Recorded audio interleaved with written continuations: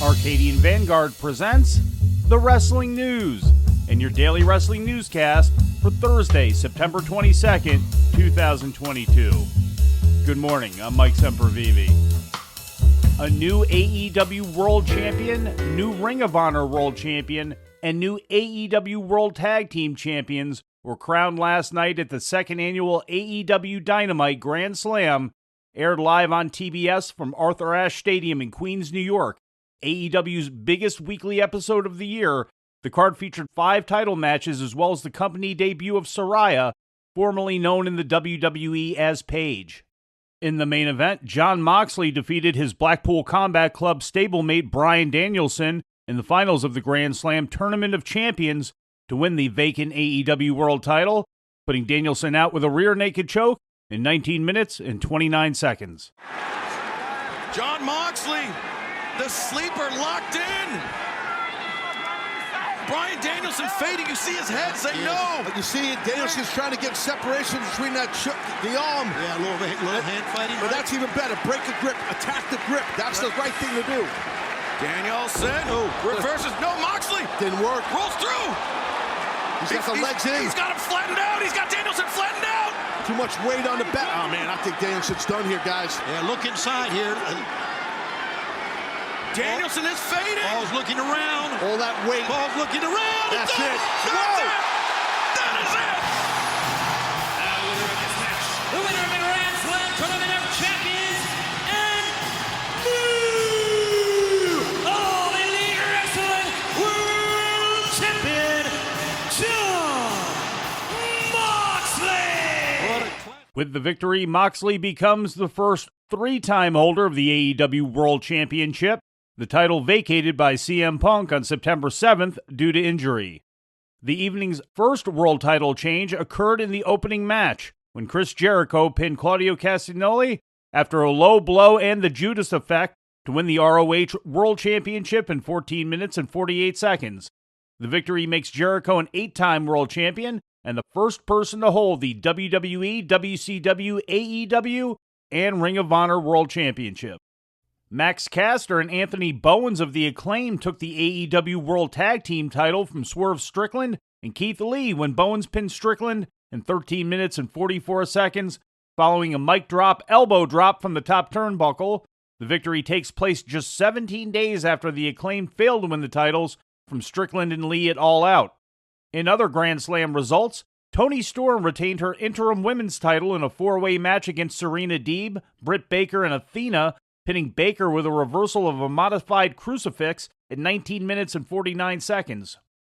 In other Grand Slam results, Toni Storm retained her interim women's title in a 4-way match against Serena Deeb, Britt Baker, and Athena, pinning Baker with a reversal of a modified crucifix at 9 minutes and 49 seconds. Following the match, Storm's former ally Jamie Hayter turned on her, joining the heels and beating down Storm until the ring was cleared due to the surprise appearance of Saraya. I can't believe this. Listen to that response for Saraya. Britt Baker looks like she's seen a ghost, but it's not a ghost. It's Saraya here. Run. Saraya in AEW. Holy smokes. What a moment. That's called a pop, baby. Wow, what a reaction. Also on the show, PAC retained the All-Atlantic Championship, pinning Orange Cassidy in 12 minutes and 23 seconds after hitting him with the Timekeeper's hammer outside the ring. Turning now to news on the status of Ring of Honor, Tony Khan is working with Warner Bros. Discovery to try to bring Ring of Honor to weekly television in some form, according to an appearance he made on the Click podcast yesterday. Khan said he would be more open to traditional television or some kind of streaming platform, but that no deal has yet been made. Warner Bros. Discovery is AEW's media partner, currently airing Dynamite weekly on TBS and Rampage weekly on TNT. Khan announced his purchase of Ring of Honor last March and has kept the brand going through pay-per-view events and through Ring of Honor talent appearing on AEW television. In ratings news, NXT on the USA Network Tuesday night drew 688,000 viewers, according to Showbuzz Daily. That number is down from the 728,000 who tuned in for last week's NXT 2.0 one-year anniversary episode. In the 18 to 49 key demographic, the show did a .15 rating, equaling 196,000 viewers and matching last week's rating, according to WrestleNomics. It was the third largest TV audience for NXT this year. In Impact Wrestling news, former WWE marketing executive Lou D'Angeli has taken a position as Vice President of Marketing for Anthem Sports Group, part of Anthem Sports and Entertainment Incorporated, the company that owns Impact Wrestling. D'Angeli confirmed on LinkedIn that he will be working with Impact, but also with other Anthem-owned properties like Invicta MMA, Access TV, Fight Network, and Gravitas. The report of D'Angeli's new role was originally made by PW Insider. Prior to starting with Anthem, D'Angeli had been working for event ticketing software company Logitech under former WWE Chief Marketing Officer Kurt Schneider. D'Angeli first achieved notoriety as a performer in ECW in the mid-1990s under the name Sign Guy Dudley. In video game-related news, here's the Wrestling News' Lou Kipilman. Randy Orton is scheduled to appear as a witness in the U.S. District Court of the Southern District of Illinois in the trial for a lawsuit filed by his former tattoo artist, Catherine Alexander, according to a report yesterday from PW Insider. Alexander is suing WWE, along with Take-Two Interactive Software, 2K Games Incorporated, 2K Sports Incorporated, Visual Concepts Entertainment, Ukes Company Limited, and Ukes LA Incorporated, for copyright infringement over their use of Orton's tattoos in WWE-licensed video games.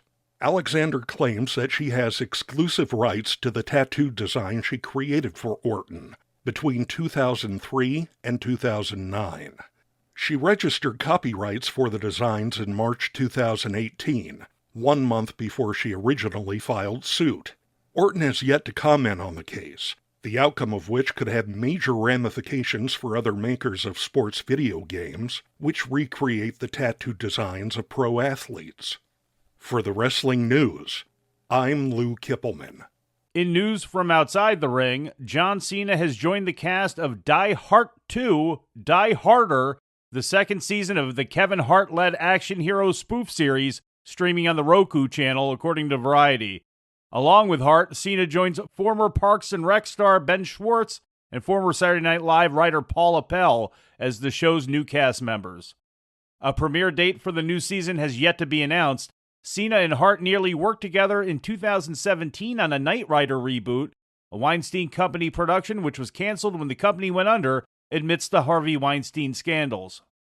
Our final report today will contain spoilers for Friday night's AEW Rampage, taped last night as part of Grand Slam. These will not be full results, but only the newsworthy items that occurred during these tapings. If you wish to not hear these spoilers, we will give you a minute to make your decision, and please remember to follow us across all of our forms of social media. The Great Muta made a surprise appearance in Arthur Ashe Stadium during the Rampage taping portion of last night's show, interfering in the match between Sting and Darby Allin and Buddy Matthews and Brody King. Muta spit his trademark green mist in the face of Matthews, helping the team of Sting and Allin to pick up the win.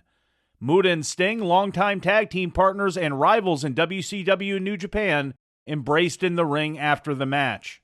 Muta, known in Japan as Keiji Muto, is currently on a retirement tour, culminating in his final match under the Muta persona on January 23rd at Yokohama Arena, and his final career match February 21st in the Tokyo Dome. Before we leave you today, we'd like to remind you that however you consume your content, you can find the wrestling news 24 hours a day and 7 days a week across social media. On Twitter, follow us at Wrestling News AV. Our Facebook page is also Wrestling News AV. The Wrestling News can also be found on the Arcadian Vanguard YouTube page. And for those who utilize Amazon Echo devices, just tell Alexa to play the Wrestling News podcast, and remember to make sure you add podcast at the end. Once again, for daily updates, breaking news, and more, follow the Wrestling News across social media. And that's the news for today. If anything happens, we will be here to tell you about it. No clickbait, no paywall, just the Wrestling News. The Wrestling News is a division of Arcadian Vanguard, and the Wrestling Newscast is a production of the Arcadian Vanguard Podcast Network.